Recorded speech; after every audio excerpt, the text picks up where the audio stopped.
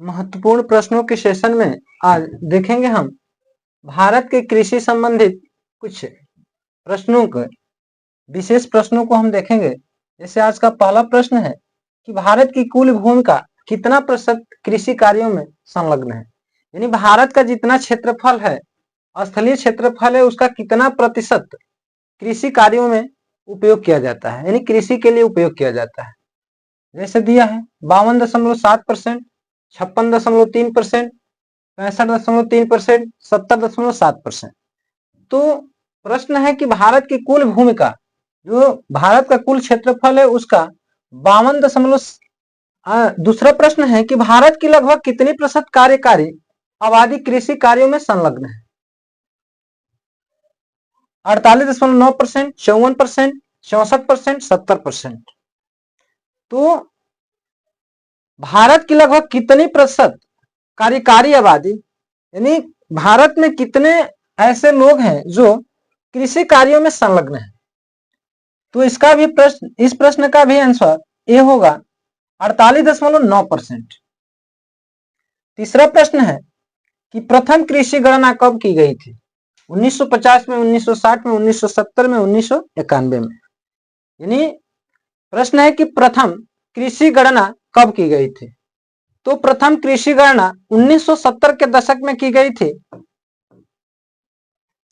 अगला प्रश्न है कि भारत में सीमांत किसानों में निम्नलिखित में से कितनी धारिता वाले किसानों को सम्मिलित किया जाता है। सीमांत किसान यानी 1 हेक्टेयर, 2 हेक्टेयर, 3 हेक्टेयर, 4 हेक्टेयर।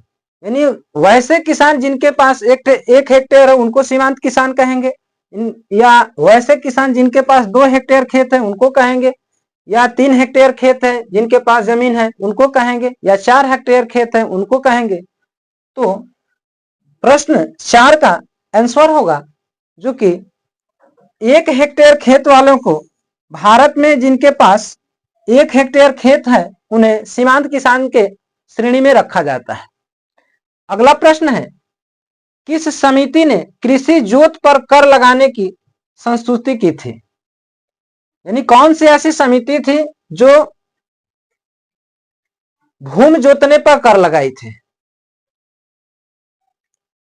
तो जैसे समिति का नाम दिया है भूतलिंगम समिति, नायक समिति, ज्ञान प्रकाश समिति, राज समिति।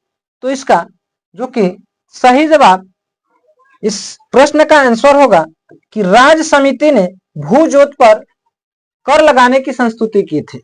अगला प्रश्न है प्रश्न नंबर 6वां, भारत में जोतों का औसत आकार घटाने का क्या कारण है। उत्तराधिकारी का नियम, उत्तराधिकार का नियम, चकबंदी का नियम, कृषि यांत्रिकरण का नियम, या भू स्वामित्व की ललक। कह रहा है कि भारत में जोतों का औसत आकार घटाने का क्या कारण है। जिससे 20 कट्ठा का 1 बीघा हुआ करता था, उसका आकार धीरे धीरे घटाया जा रहा है, 18 कट्ठा पर ला दिया गया। तो इसका मुख्य रीजन क्या था, कारण क्या था। उत्तराधिकार का नियम था, या चकबंदी का था, या कृषि का यंत्रीकरण था, या भू स्वामित्व की ललक थी। तो इसका जो कि 1 और 4, 1 और 4 यानी उत्तराधिकार का नियम और भू स्वामित्व की ललक।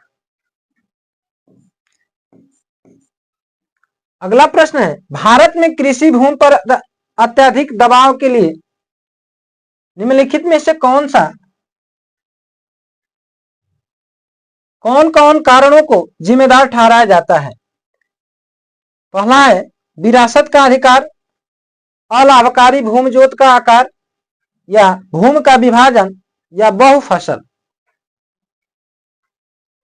1, 2, 4, 2, 3, 4, या केवल 1 और 2, 1, 2 और 3। प्रश्न है कि भारत में कृषि भूमि पर अत्यधिक दबाव के लिए कौन कौन से कारण अधिक जिम्मेदार ठहराए जाते हैं। तो इसमें अधिक जिम्मेदार जो कारण ठहराए जाते हैं विरासत का अधिकार और अलाभकारी भूमि जोत का आकार और भूमि का विभाजन, ये तीन कारण मुख्य रूप से जिम्मेदार ठहराए जाते हैं। अगला प्रश्न है, भारत में सिंचाई का सबसे महत्वपूर्ण साधन है नहरें, कुएं, नलकूप, तालाब। तो भारत में सिंचाई का सबसे जो कि महत्वपूर्ण साधन माना जाता है नहरें को। भारत में सिंचाई का सर्वप्रथम स्रोत था नहर, तालाब, कुआं व नलकूप अन्य स्रोत। तो भारत में जो सिंचाई का सर्वप्रथम स्रोत हुआ करते थे वह हुआ करते थे कुआं व नलकूप। प्रश्न संख्या 10, भारत में सिंचाई के स्रोतों का वृहद, माध्यम, मध्यम और लघु तीन श्रेणियों में वर्गीकृत किया गया। वृहद सिंचाई परियोजना के निर्धारण का आधार है वह कम से कम 5000 हेक्टेयर क्षेत्र की सिंचाई करती हो। दूसरा है कि वह कम से कम 10,000 हेक्टेयर क्षेत्र की सिंचाई करती हो। वह कम से कम 15,000 हेक्टेयर से क्षेत्र की सिंचाई करती है। वह कम से कम 20,000 हेक्टेयर क्षेत्र की सिंचाई करती हो।